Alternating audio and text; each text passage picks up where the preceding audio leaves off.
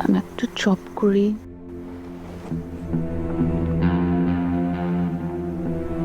কতবার তোমাকে বলছি আমি গ্রাজুয়েশন শেষ হওয়ার আগে কোনো জব করবো না, পড়াশোনায় ক্ষতি হবে না।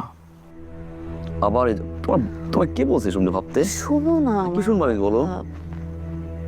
দেখো আমার ক্লাস তো 2টা পর্যন্ত থাকে, বাকি সময় তো আমি ফ্রি থাকি, বাসায় থাকি, পড়ি, কাজ করি।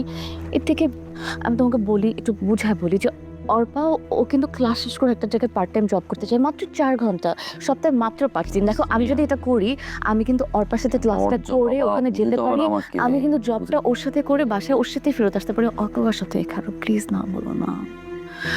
আমি জানি আমার এই পার্ট টাইম জবটা করাতে অনেক কিছু হয়ে যাবে না আমাদের, কিন্তু বেসিকটা তো হবে, বাসা ভাড়াটা, আমার কলেজ ফি, আর খাওয়ার যে ব্যাপারটা আমরা